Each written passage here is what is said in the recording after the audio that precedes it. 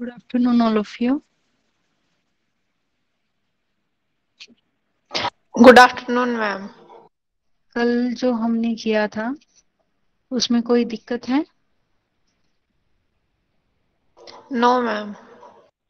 तो आज हम नेक्स्ट चैप्टर स्टार्ट करने जा रहे हैं, मैट्रिक्स ऑफ लीनियर ट्रांसफॉर्मेशन। ठीक है।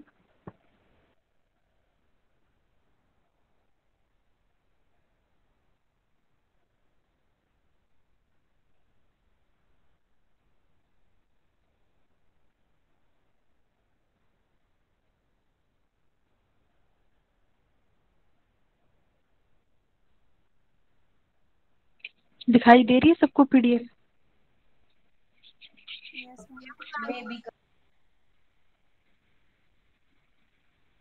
बताइए, सबको शो हो रही है वीडियो? हाँ, स्क्रीन आप पिन करके देखिएगा तो होगी। तो देखो, हमारा चैप्टर नंबर 7 है matrix of a linear transformation. अभी तक हमने क्या पढ़ा था कि अगर टी हमारी लीनियर ट्रांसफॉर्मेशन है तो उनका T1 और T2 दो लीनियर ट्रांसफॉर्मेशन है तो उनका सम भी क्या होता है, लीनियर ट्रांसफॉर्मेशन होता है। और जब हम प्रोडक्ट करते हैं वो भी क्या होता है, लीनियर ट्रांसफॉर्मेशन होता है। ठीक है। अब इसमें हम कोऑर्डिनेट वेक्टर्स पढ़ने जा रहे हैं कि कोऑर्डिनेट वेक्टर क्या होते हैं। क्या कहता है, if B equal to U1 U2 UN आपके बेसिस हैं। बेसिस होने का मतलब क्या है? बेसिस है इसका मतलब दो कौन सी प्रॉपर्टीज को ये सेटिस्फाई कर रहा है। एक तो ये Li होगा, दूसरा ये पूरे वेक्टर स्पेस को क्या करेगा, स्पेन करेगा। तो बी आपका क्या है, आपका बेसिस है, इसका मतलब बी Li है और ये पूरे के पूरे वेक्टर स्पेस को क्या कर रहा है, स्पेन कर रहा है। अब ये कहता है यू बिलोंग टू यू। अब ये क्या कहता है, यू बिलोंग टू यू, यहाँ पे हम वी भी लिख सकते हैं क्योंकि ये वेक्टर स्पेस वी का है। तो यहाँ पे हम यू की जगह क्या लिखेंगे, यहाँ पे ठीक कर लीजिएगा, यहाँ पे यू की जगह क्या लिखना है, हमें वी लिखना है। ठीक है। Can be express as a sum of A1 U1 A2 U2। ठीक है। अब जैसे कि, एक मिनट,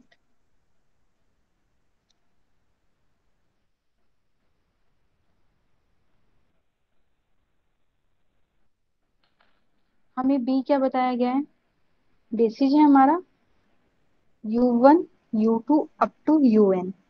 ठीक है। और बेसिस किसका बोला गया है, इसको basis of B over F का। इसका मतलब बी क्या हो गया आपका, Li हो गया। साथ में क्या कहा कि जो बी है वो स्पेन करेगा हमारा किसको, वेक्टर स्पेस ओवर एफ को। इसका मतलब वी के जितने भी एलिमेंट्स होंगे उनको हम, दिखाई दे रहा है भाई, ठीक से दिखाई दे रहा है साफ?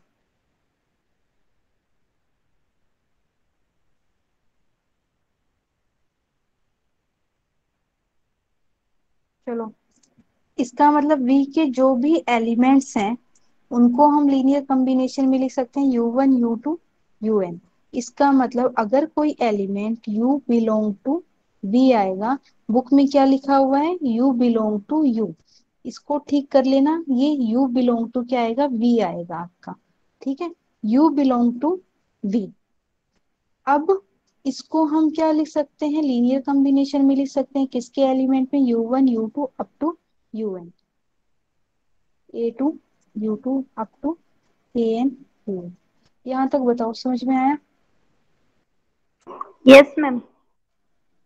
ठीक है। अब देखो, ये जो वेक्टर्स हैं हमारे कोऑर्डिनेट्स वेक्टर, जो A1 A2 AN, जो हमारे किसके एलिमेंट होंगे, फील्ड के एलिमेंट होंगे, क्योंकि ये क्या होते हैं, हमारे स्केलर्स होते हैं। इन्हीं वेक्टर्स को हम क्या बोलते हैं, ये हमारे कोऑर्डिनेट वेक्टर्स हैं जिनको हम कॉलम वेक्टर भी बोल सकते हैं। ठीक है। यहाँ तक कोई दिक्कत है तो बताओ। क्या कहता है, ये हमारे क्या है, A1 A2 up to AN, ये हमारे कहाँ से बिलोंग करेंगे, फील्ड से बिलोंग करेंगे।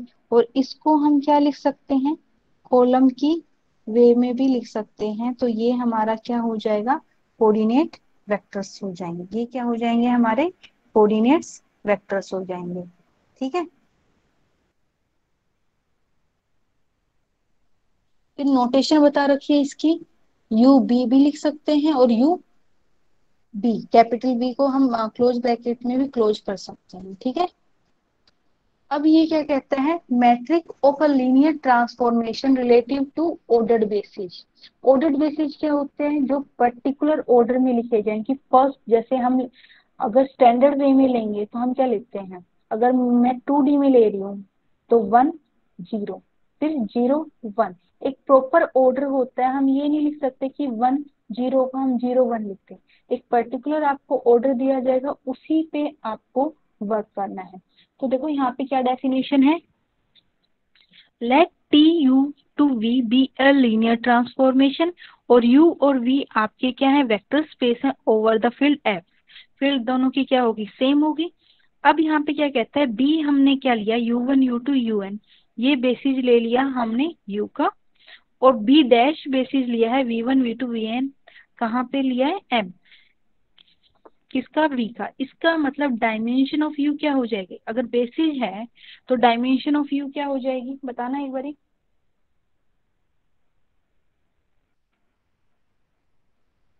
ये है।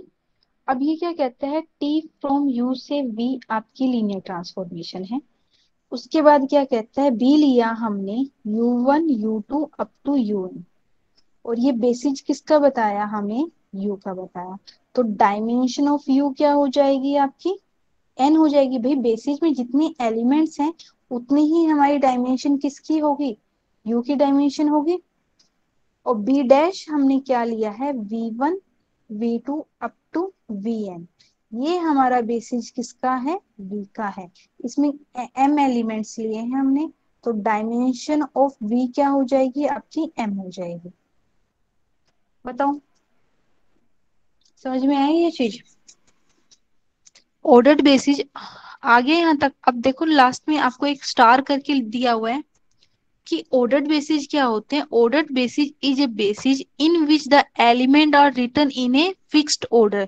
फिक्स्ड ऑर्डर में जो लिखे जाएंगे वो हमारे क्या हो जाएंगे, ऑर्डर्ड बेसिस हो जाएंगे। Since T of u1 T of u2, अब यहाँ के एलिमेंट को हम मैप करेंगे, तो u में एलिमेंट अगर u1 है तो वो v में जाएगा, तो क्या होगा, टी ऑफ u1 हो जाएगा।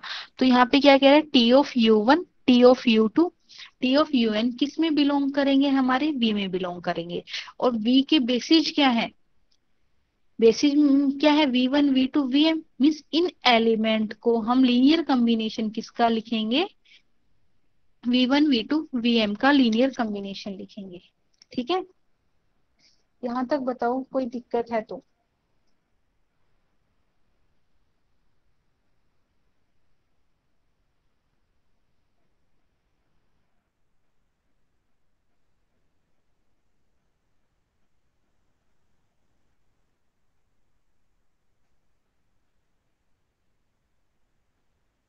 एक मिनट,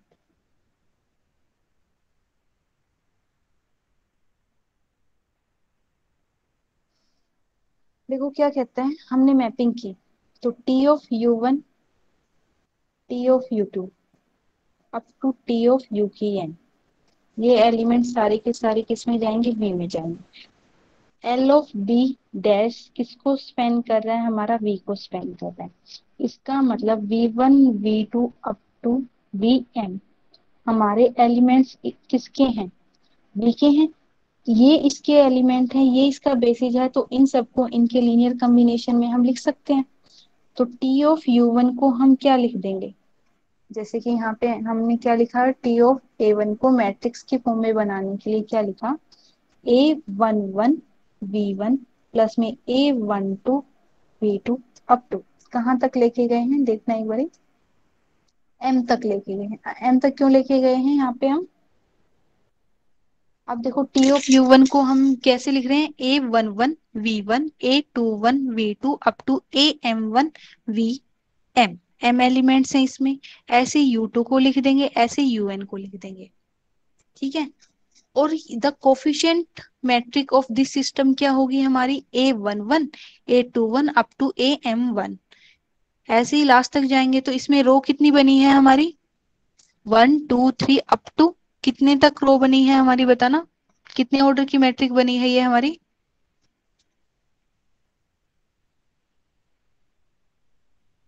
n रोज में बनी है और m कॉलम बनी है, तो हमारी मैट्रिक कितने ऑर्डर की हो जाएगी, ये जल्दी से बताओ,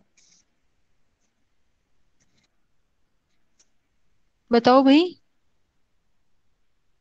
मैट्रिक का जो हमारी कोफिशिएंट मैट्रिक है इसका ऑर्डर क्या होगा, जल्दी से बताओ। m क्रॉस n होगा या n क्रॉस m होगा? N cross M ma'am. n cross, ठीक है। n कॉलम्स हैं हमारे, n रोज हैं और m कितने हैं हमारे कॉलम्स हैं, तो हमारी इस मैट्रिक का ऑर्डर क्या आ जाएगा, n क्रॉस m हो जाएगा। The transpose of this matrix, इस मैट्रिक का जब हम क्या लेंगे, ट्रांसपोज लेंगे, is the matrix representation of t। ये जो हमारी कोफिशिएंट मैट्रिक आई है इसका हमें क्या लेना है, ट्रांसपोजिशन लेना है, मीन्स रो को कॉलम में चेंज करना है और कॉलम को रो में चेंज करना है। उसके बाद जो हमें ये मैट्रिक मिल रही है T colon B dash B dash comma ये मिली है, ये मैट्रिक हमारी क्या है, matrix associated with T with respect to B and B dash. ये मैट्रिक हमारी क्या है, मैट्रिक है हमारी, एसोसिएट मैट्रिक है विद रिस्पेक्ट टू बी और बी डैश। इस मैट्रिक का ऑर्डर क्या होगा बताना। M cross N ma'am. इस मैट्रिक का ऑर्डर हो जाएगा m क्रॉस n हो जाएगा, ठीक है। यहां तक कोई डाउट है तो बताओ। No ma'am. आपको स्क्रीन दिखाई तो दे रही है ना? Yes ma'am.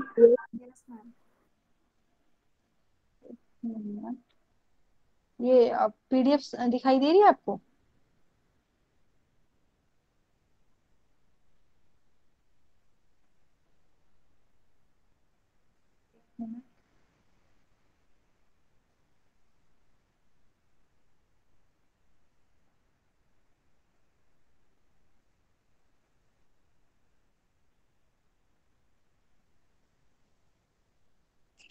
आपको पीडीएफ दिखाई दे रही थी या नहीं दे रही थी?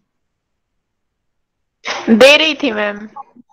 ओके, मेरे फोन में दिखाई नहीं दे रही थी इसलिए मैंने पूछा आपको। ये समझ में आ गया एसोसिएट मैट्रिक क्या होती है?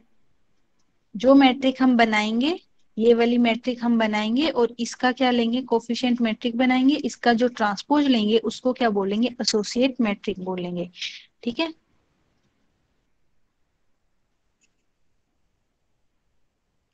अब ये क्या कहता है, ऑर्डर्ड बेसिस, रिमार्क दे रहा है u1 u2 un, एक हमने क्या ले लिया, ऑर्डर्ड बेसिस लिया है, दूसरा हमने ऑर्डर्ड बेसिस लिया है u2 u1 u3 up to un। अब देखो इनमें नंबर ऑफ एलिमेंट्स क्या है, सेम है, ठीक है, और वैल्यू भी मान लो उनकी सेम है, लेकिन यहाँ पे देखो u1 u2 और यहाँ पे क्या दे रखा है u2 u1, तो ये दोनों के दोनों क्या हो जाएंगे, आपके डिफरेंट बेसिस होंगे, सेम नहीं होंगे, क्योंकि हमने यहाँ पे अगर सिर्फ बेसिस बोलते ना हम तो ये सेम हो जाते, लेकिन यहाँ पे हमने क्या बोल दिया, ऑर्डर्ड बेसिस हैं, इसलिए ये क्या हो जाएंगे, डिफरेंट हो जाएंगे, ठीक है। अब ये क्या कहता है, जो हमारी एसोसिएट मैट्रिक है वो डिपेंड करती है choice of order basis of B और बी डैश पे, ठीक है। इसको अगर हम बी और बी डैश को चेंज कर देंगे तो हमारी मैट्रिक भी क्या हो जाएगी, चेंज हो जाएगी। इसका मतलब अगर हम ऑर्डर बेसिस अलग ले लेंगे तो हमारी मैट्रिक अलग आएगी, ठीक है। फिर क्या कहता है, if u is of n dimension, अगर u की डायमेंशन क्या है, n है, और v की डायमेंशन n है, तो इस मैट्रिक का हमारा ऑर्डर क्या आएगा, m क्रॉस n आएगा।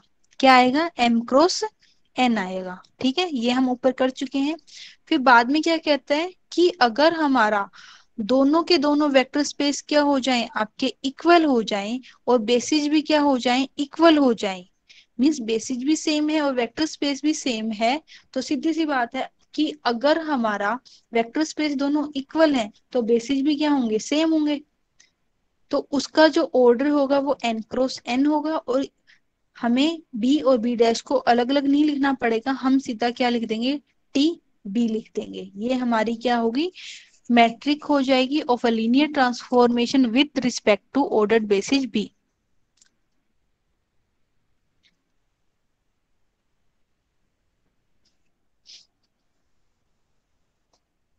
अब नेक्स्ट थ्योरम हम ये करने जा रहे हैं।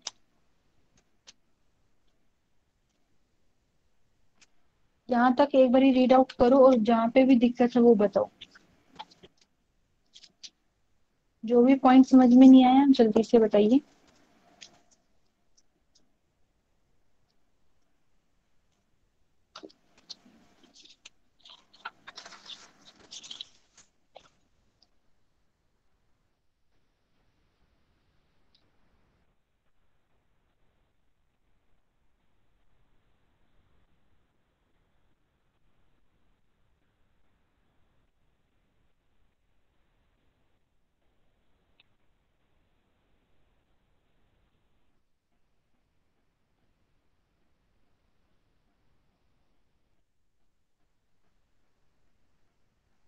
नेक्स्ट थ्योरम स्टार्ट करें।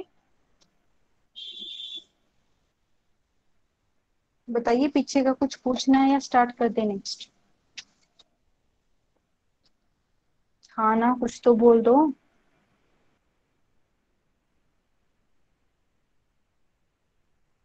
कर दो मैम।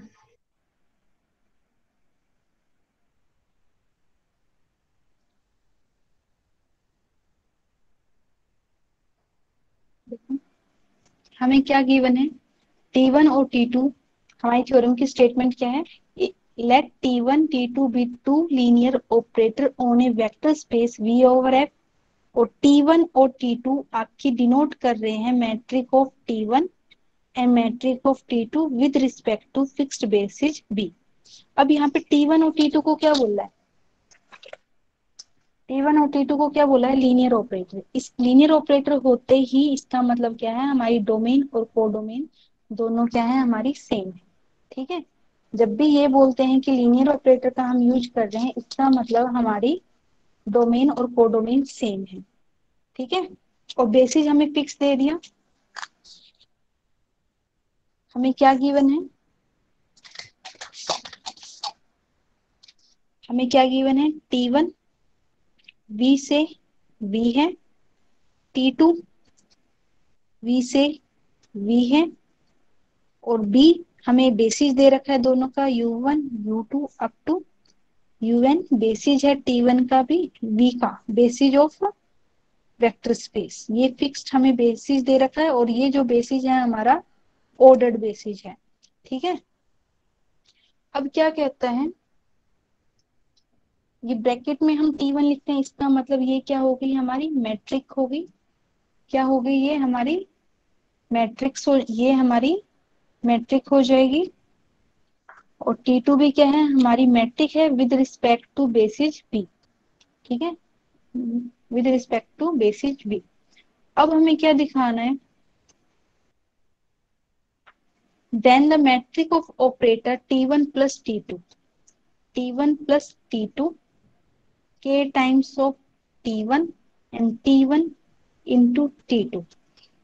अब ये क्या कहता है, हमें ये पता है कि अगर T1 और T2 हमारी लीनियर ट्रांसफॉर्मेशन है, इसका मतलब उसका सम भी क्या होता है, लीनियर ट्रांसफॉर्मेशन हो गया।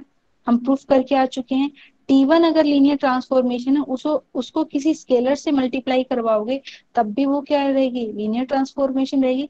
और composition of two linear transformation is again a transformation. ये तो हम सब प्रूफ करके आ चुके हैं लास्ट चैप्टर में। ठीक है, अब ये क्या कहता है कि हमें इनकी मैट्रिक्स के बारे में बात करनी है, कि हम T1 प्लस T2 जो मैट्रिक है, मीन्स पहले हम कंपोजिशन ले, सॉरी एडिशन करें ट्रांसफॉर्मेशन का, फिर उसकी मैट्रिक फाइंड आउट करें। वो हमारी किसके इक्वल आएगी, मैट्रिक ऑफ T1 प्लस में मैट्रिक ऑफ T2। पहले मल्टीप्लाई करें फिर उसकी मैट्रिक फाइंड आउट करें, या T1 की मैट्रिक हमने फाइंड आउट कर ली, फिर उसको K से मल्टीप्लाई करें। दोनों क्या आनी चाहिए, इक्वल आनी चाहिए, सेम प्रोडक्ट में है। पहले प्रोडक्ट करें, कंपोजिशन करें, फिर मैट्रिक फाइंड आउट करें, या फिर T1 और T2 जो हमारी मैट्रिक्स है उनका मल्टीप्लाई करेंगे, ये हमारा इसके इक्वल आएगा। ये हमें प्रूफ करना है। ठीक है, तो सबसे पहले प्रूफ स्टार्ट करते हैं। जहां पे भी समझ में ना आए साथ के साथ पूछ लेना भाई। करें स्टार्ट। बी ले लिया हमने basis U1 U2 up to UN। Is basis of B, बेसिस ले लिया बी का। अब T1 क्या है, हमारी मैट्रिक है, कितने क्रॉस की है, n क्रॉस n की है। इसके एलिमेंट हम क्या ले रहे हैं, ए I J n cross n ले रहे हैं। सेम T2 भी, T2 भी हमारी मैट्रिक है, इसकी एंट्रीज हम क्या ले रहे हैं, B I J n cross n ले रहे हैं। ठीक है। अब T1 हमारी लीनियर ट्रांसफॉर्मेशन है, T1 यूजे किसके इक्वल आएगा, T1 यूजे हमारा किसके इक्वल आएगा, ये हम डिफाइन कर रहे हैं इस तरीके से। ये हम लेट कर रहे हैं कि T1 मैट्रिक हमारी ऐसी है, T2 के कोरस्पॉन्डिंग हमें ये मैट्रिक मिली है, और T1 यूजे हमारा किसके इक्वल होगा, summation I 1 to n A I जे, और यूजे को हम क्या रख रहे हैं, फिक्स। यहाँ पे देखो हम किस पे लगा रहे हैं, समीशन आई पे लगा रहे हैं, और सॉरी यहाँ पे आई, ठीक है, यू आई, ठीक है। यहाँ पे हमने क्या लिया है, यू आई लिया है। इस तरीके से हम डिफाइन कर रहे हैं, हमने डिफाइन किया है T2 यूजे। इसको भी कैसे डिफाइन कर रहे हैं हम, आई 1 टू n बी आई जे, और यहाँ पे क्या ले रहे हैं हम, यू आई। यहाँ पे हम ये डिफाइन कर रहे हैं यू आई, और यहाँ पे भी क्या है आपका यू आई। ये हमने डिफाइन किया गया है, और इसी का यूज करते हुए हम क्या निकालेंगे, मैट्रिक निकालेंगे। T1 प्लस T2 यूजे किसके इक्वल आएगा, T1 यूजे T2 यूजे। ठीक है। ये इसकी वैल्यू क्या है, summation I 1 to n A I J U I, plus में summation I 1 to n B I J U I. अब यहाँ पे देखो दोनों में समीशन सेम है, यू आई सेम है, कॉमन ले लेंगे तो क्या बनेगा, summation common I 1 to n A I J plus B I J U I. यहाँ तक कोई दिक्कत। अब ये A1 ए आई जे और बी आई जे क्या है, आपके स्केलर्स हैं, तो इनको सम करोगे तो भी कोई ना कोई स्केलर आएगा, इनको सम करोगे तो भी कोई ना कोई स्केलर आएगा, तो वैल्यू क्या हो जाएगी, I 1 to n C I J U I. यहाँ तक बताओ, यहाँ तक कोई दिक्कत है, नो मैम। ठीक है। अब नेक्स्ट क्या कहते हैं, सी आई जे की वैल्यू हमारी इसके इक्वल है। अब मैट्रिक्स हम लगाते हैं T1 प्लस T2। जब भी इसको हम क्लोज ब्रैकेट में रखेंगे, इसका मतलब हम क्या शो करने की कोशिश कर रहे हैं, ये हमारी मैट्रिक है। ठीक है। तो ये मैट्रिक क्या बनेगी, C I J N cross N बनेगी। सी आई जे की वैल्यू पुट कर दो, A I J plus B I J N cross N. इसको हम अलग करके भी लिख सकते हैं, क्योंकि एलिमेंट्स को ऐड, अगर मान लो हमारा ए बी सी डी है, प्लस में 1 0 2 0 है, इनको हम इस तरीके से भी लिख सकते हैं, और A1 plus 1 B plus 0 C plus 2 और डी प्लस 0 भी हम लिख सकते हैं। दोनों क्या होते हैं, हमारे इक्वल होते हैं। ये वाली प्रॉपर्टी हम यहाँ पे यूज कर रहे हैं। ये क्या आएगा, A I J N cross N plus में B I J N cross N, जो वैल्यू किसकी है आपकी, T1 की है प्लस T2 की है। यहाँ तक बताओगी, यहाँ तक रीड आउट करो फर्स्ट पार्ट।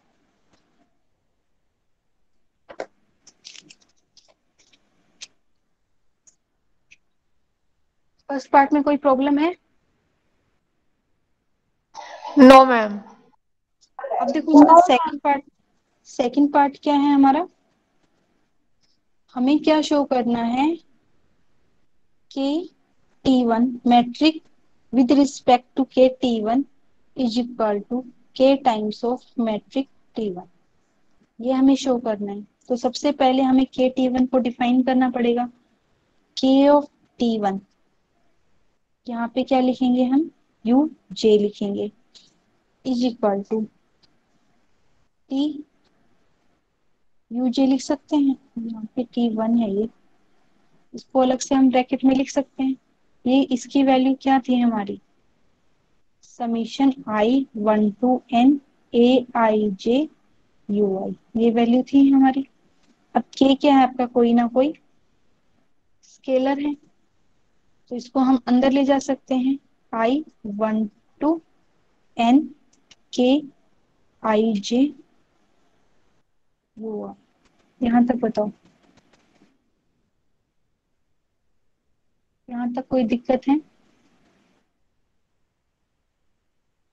No ma'am. ये क्या बन जाएगी हमारी, कोई ना कोई मैट्रिक बनेगी। अब बताओ इसमें हम क्या कर सकते हैं, इसको मैट्रिक की फॉर्म में लिखना है, तो हम सीधा क्या कर देंगे, K times of AIJ N×N, और इस K को हम बाहर भी निकाल सकते हैं। AIJ सब में जो कॉमन आता है उसको बाहर निकाल देते हैं। जैसे यहाँ पे मैं 1 0 2 1 ले रही हूँ मैट्रिक, इस मैट्रिक को मैं 2 से मल्टीप्लाई करूंगी, क्या आएगा 2 0 4 2, कॉमन भी निकाल सकते हैं और अंदर भी ले जा सकते हैं। तो इसमें ये वाली प्रॉपर्टी हमने यूज की है, ठीक है। तो इसका मतलब KT1 is equal to K times of matrix T1, ठीक है। यहाँ तक कोई दिक्कत है? अब मल्टीप्लीकेशन वाला आपको ट्राई करना है, ठीक है। बताओ, मल्टीप्लीकेशन वाला आपका होमवर्क है घर के लिए, ये आपको खुद को ट्राई करके देखना है, ठीक है।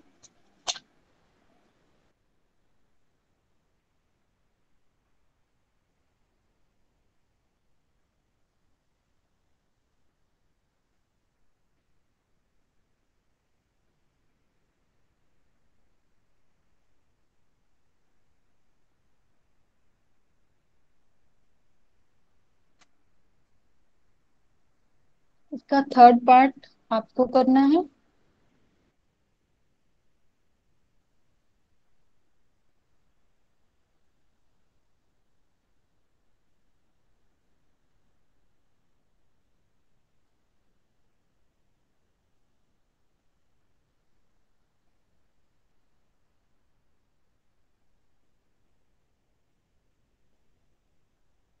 आगे कराऊं या आज के लिए इतना बहुत है?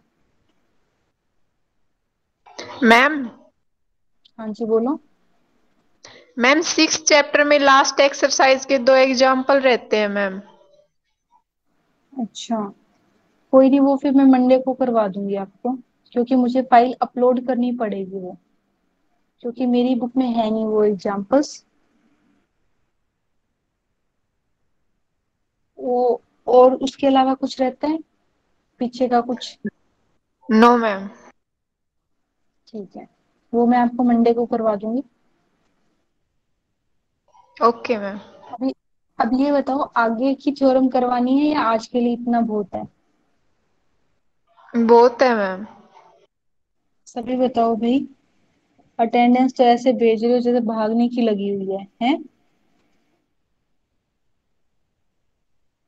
मैम हाँ जी बोलो।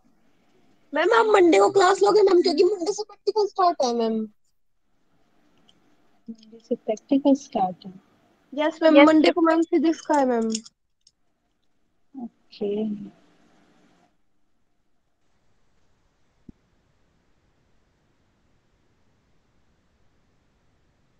मैं किस टाइम है आपका प्रैक्टिकल?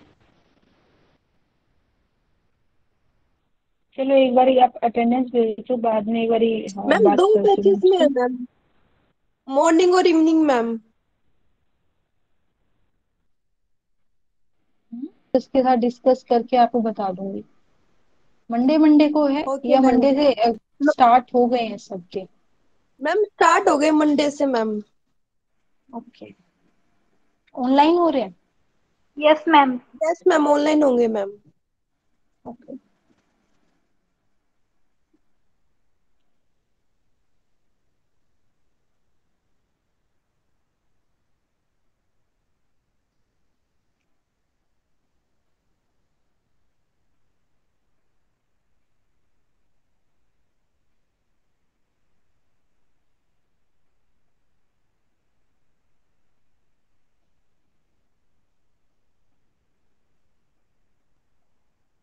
अब कौन ज्वाइन कर रहा है भाई?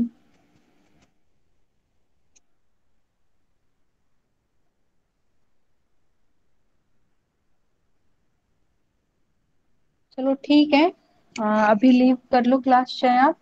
मैं आपको इन्फॉर्म कर दूंगी जैसे भी होगा। आप एक बार अपनी टाइमिंग बता देना ग्रुप में कि आपकी प्रैक्टिकल की टाइमिंग क्या है। Okay ma'am. ओके।